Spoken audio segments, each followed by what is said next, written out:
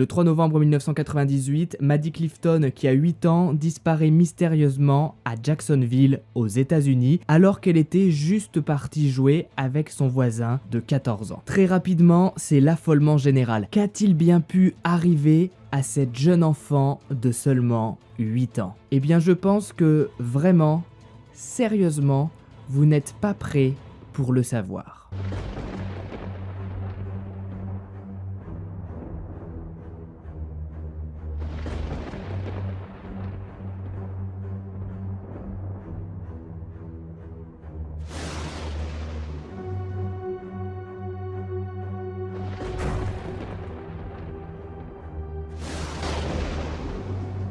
Salut à toutes, c'est Max Guys. Aujourd'hui on se retrouve pour une nouvelle histoire à la fois vraie et flippante dans laquelle je vais vous raconter l'histoire de Maddie Clifton, une petite enfant de 8 ans qui était juste partie faire une petite partie de baseball avec son voisin de 14 ans mais qui n'en est jamais revenu. Tu montes le son, tu te mets dans l'ambiance, tu triches pas, hein, mets-toi bien dans l'ambiance comme il faut. Tu n'oublies pas à la fin de la vidéo de venir me soutenir sur Utip et on est parti. Nous sommes donc cette fois-ci le 3 novembre 1998 et Maddie décide en cette belle journée d'aller jouer avec son voisin Joshua au baseball. Voilà, c'est juste pour passer une petite après-midi entre voisins, en se lançant la balle, en la retapant avec la batte, bref, pour passer le temps. Ses parents sont d'accord pour qu'elle aille jouer avec le voisin, tout simplement parce que Joshua, quant à lui, est nouveau dans le quartier, il vient d'arriver, donc il n'a pas beaucoup d'amis malheureusement. Maddie part donc de chez elle et arrive donc sans aucun souci chez Joshua. Il lui ouvre sa porte et Maddie lui propose alors une petite partie de baseball. Mais l'adolescent de 14 ans hésite parce qu'en effet, son père est pas très sympa avec lui, il a la main assez facile et il lui a interdit de jouer avec les enfants des quartiers s'il n'est pas là. Et c'est le cas, Joshua est seul chez lui, donc il ne devrait pas jouer avec Maddie. Maddie, du haut de ses 8 ans, force alors un peu et lui dit « Allez, promis, on joue pas longtemps et si ton père débarque, je m'enfuis en courant, je me cache, etc. » Vous savez, c'est une petite fille de 8 ans, donc elle veut vraiment jouer et faire sa petite partie de baseball. Il est alors aux alentours de 13h et Joshua finalement accepte et lui dit « Bon d'accord, écoute, t'as l'air sympa, on va jouer au baseball dans ma cour à l'arrière, mais pas longtemps, hein, quelques dizaines de minutes et après tu t'en vas parce que si mon père revient, moi je vais me faire gronder très très fort. » L'après-midi passe et le père de Joshua débarque alors vers 16h. Bien évidemment, l'adolescent ne dit absolument pas à son père que Maddie est venu jouer au baseball avec lui. Il a bien trop peur que son père le punisse comme il en a l'habitude. Il lui dit donc tout simplement qu'il a passé l'après-midi à faire ses devoirs pour le collège. Bref, Joshua part donc dans sa chambre, mais vers 17h, la maman de Maddie vient toquer à la porte. Le père de Joshua ouvre alors la porte et la mère de Maddie lui dit « Écoutez, ma petite fille devait venir jouer avec votre fils, mais elle n'est pas revenue. » Bon, le père n'est pas du tout au courant, il appelle alors son fils qui descend et Joshua dit alors non, Maddie elle est jamais venue jouer avec moi. Il préfère s'enfoncer dans son mensonge puisque il ne comprend pas la situation en fait, et il a tellement peur de son père qu'il s'enfonce alors dans son mensonge. Et ce mensonge, je pense qu'il le regrettera toute sa vie. Vous imaginez bien qu'à ce moment-là, la mère de Maddie se met alors à complètement paniquer. Ça voudrait donc dire que sa petite fille de 8 ans n'est jamais arrivée chez le voisin qui habite à quelques pas de chez elle, et qu'elle a donc disparu depuis maintenant plusieurs heures. La police est immédiatement prévenu. Les policiers arrivent donc dans le quartier et Joshua réitère son mensonge. Non, Maddie n'est pas venue jouer avec moi cet après-midi, elle n'est jamais arrivée jusque chez moi. Et ce mensonge va énormément pénaliser les policiers puisque du coup pour eux, la petite fille a disparu maintenant depuis le début d'après-midi alors qu'actuellement nous sommes en fin d'après-midi. Ça voudrait donc dire que si la petite a disparu depuis maintenant plusieurs heures, elle peut être absolument n'importe où. Si quelqu'un l'a enlevée, il a très bien pu foncer à gauche ou à droite sans que personne ne s'en aperçoive. Malgré tout, nous sommes en fin de journée et donc des patrouilles vont tourner dans le quartier et ses alentours toute la nuit, des fois qu'un homme étrange s'y balade. on sait jamais, ça peut marcher. Vous imaginez bien l'état des parents, bien évidemment, ils sont complètement paniqués et ils vont alors passer toute la nuit à imprimer des affiches avec le visage de Maddie pour pouvoir, dès demain, si la petite n'a pas été retrouvée, les afficher absolument partout dans la ville. Vous vous en doutez, cette nuit de recherche, comme la plupart des histoires, ne donnera absolument rien. Maddie n'a laissé aucune trace. Joshua, quant à lui, va dans son lit et s'endort en gardant pour lui son mensonge. Personne ne sait que la petite a bien joué avec Joshua cet après-midi-là. Le lendemain. Dès le lendemain, plus de 400 bénévoles vont distribuer des affiches dans tout Jacksonville. Le visage de Maddie est absolument partout dans la ville. Impossible de le louper. Les parents reçoivent alors énormément de soutien et ils vont donner une conférence de presse, conférence d'ailleurs dans laquelle ils seront complètement effondrés et ils diront malheureusement comme un peu tous les parents qui perdent leur enfant lors d'un enlèvement, écoutez, s'il vous plaît, rendez-nous Maddie. Les policiers, quant à eux, sont à fond dans les recherches. Il est encore temps de retrouver Maddie puisque généralement, dans ce genre de cas, malheureusement, lors d'un enlèvement, le meurtre est commis en moyenne 3 jours après l'enlèvement. Il reste donc aux policiers 2 grosses journées pour tenter de retrouver Maddie. Des gens ont fait rapidement imprimer des t-shirts, ils distribuent des affiches le long des routes. Vraiment, la population de Jacksonville est énormément mobilisée. Si la petite est quelque part, il faut la retrouver. On sait jamais des fois que son ravisseur l'emmène manger quelque part. Si quelqu'un a vu l'affiche et reconnaît Maddie, on peut la sauver. Mais la petite reste introuvable. 2, 3, 4 longues journées vont passer, aucune piste, aucune trace de Maddie ne sera trouvée malgré les milliers d'affiches et les centaines de bénévoles qui vont la chercher partout à l'aide de la police. Joshua reste cloîtré chez lui, puisque ne l'oubliez pas, à ce stade de l'enquête, Joshua est la dernière personne à avoir vu Maddie vivante, mais personne ne le sait. Au fil des jours, la somme de 50 000 $ va être proposée à celui qui aidera à retrouver Maddie, mais malheureusement, cette somme ne donnera rien. Pas de lettres, pas de coup de téléphone, pas de témoignage. Personne n'a vu Maddie. Une grosse semaine vient de passer, les parents ne dorment plus, ils sont effondrés, paniqués, ils cherchent partout.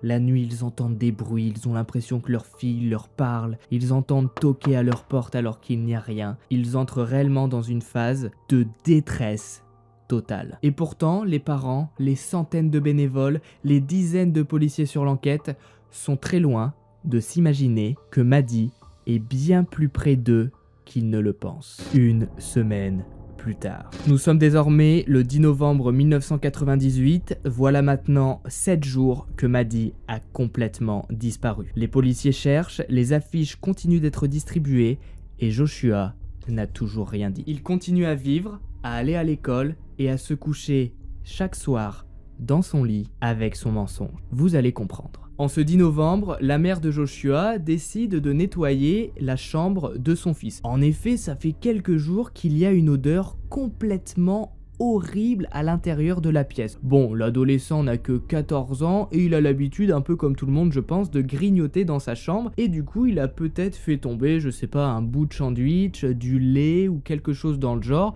qui a pu moisir et dégager une odeur. Elle entre donc dans la chambre, tout équipée pour le ménage, aspirateur, gants, brosse, bref, tout ce qu'il faut. Elle commence alors à nettoyer et elle se rend vite compte qu'il y a une flaque au pied du lit de Joshua. En effet, Joshua a un matelas à eau qui est mis sur un support qui cache le dessous de son lit. Donc finalement, peut-être que l'odeur vient tout simplement du dessous du lit.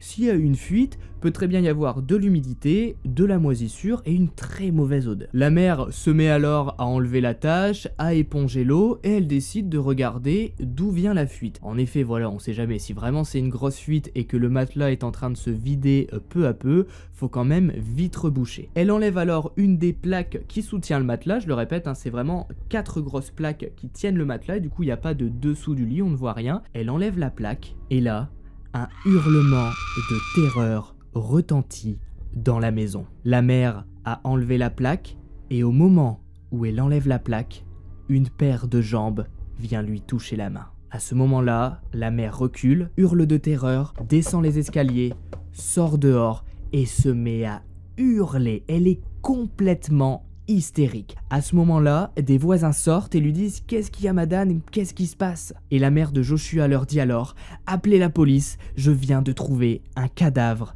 chez moi. » La police arrive alors, monte à l'étage, la mère a ouvert le lit, donc il y a une odeur encore plus immonde qui s'en est détachée. Ils arrivent, entrent, allument leur lampe torche, observent un peu sous le lit et ils découvrent alors le cadavre de Maddie Clifton.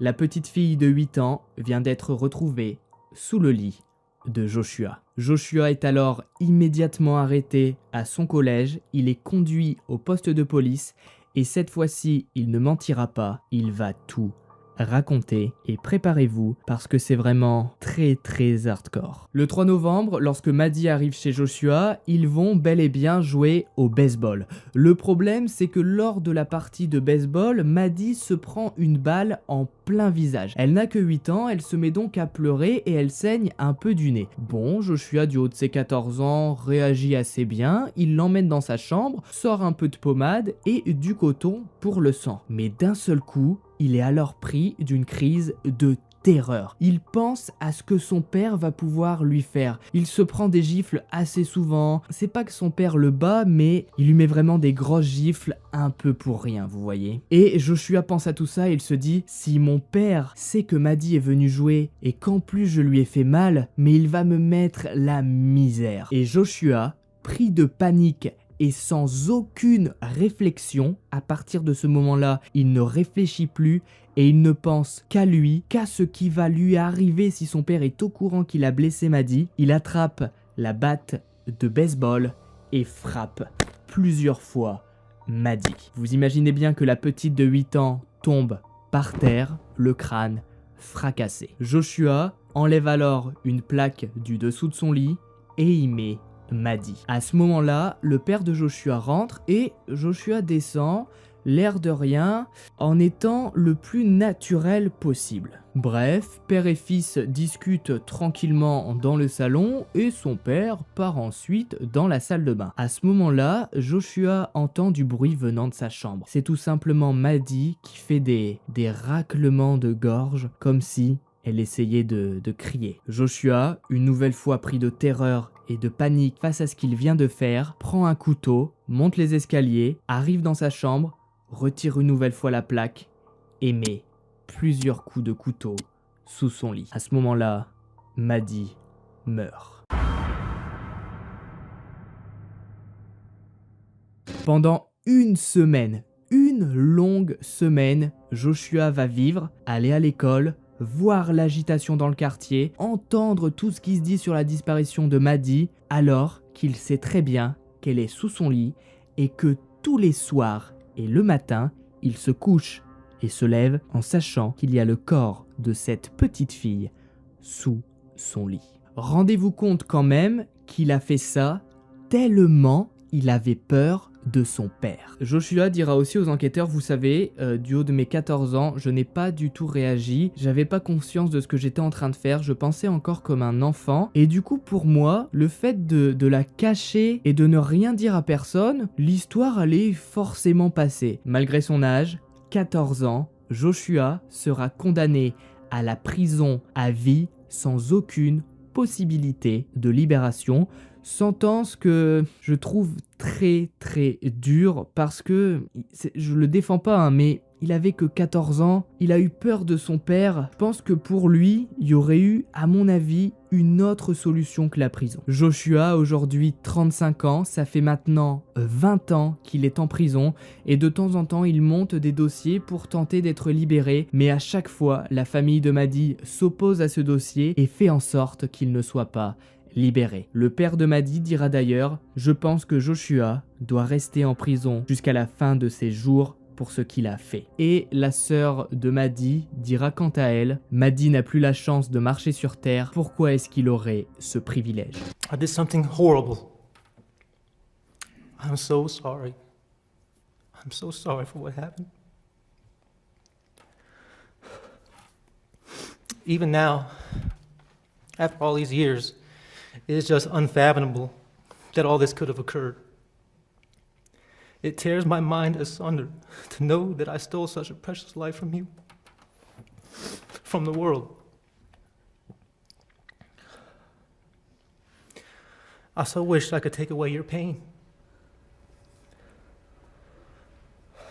Malgré tout, il est de nouveau retourné en prison. Maddie a été tué et Joshua va sûrement, certainement, passer le restant de sa vie en prison. Pour moi, je pense vraiment que Joshua n'a rien d'un psychopathe et je le répète, pour moi, à mon avis, sa place à 14 ans n'était pas du tout en prison. D'ailleurs, son père ne sera jamais inquiété dans cette affaire, on ne fera jamais de recherche sur est-ce que Joshua a été battu, puisque voilà, il est envoyé en prison et son père aura un accident de voiture fatal quelques années plus tard. Si vous avez regardé la vidéo jusqu'au bout, mettez horrible histoire en commentaire. N'oubliez pas le pouce bleu, le commentaire, d'aller me soutenir sur Utip en regardant une petite pub, c'est gratuit et ça fait plaisir. Et également cette fois-ci, je vous le dis, de venir me follow sur Instagram, j'ai fait un petit road trip urbex, donc il y a plein de photos qui vont arriver. Donc voilà, si vous êtes intéressé par l'urbex et par les photos, je vous invite à voir mon compte Instagram, voilà, regardez cette belle image. Si ça vous dit, vous pouvez venir, vous abonner, et puis voilà, je mets pas mal de stories concernant les vidéos, les aventures, etc. C'était Max Guys, nous on se retrouve très bientôt pour de prochaines vidéos, n'hésitez pas à aimer, commenter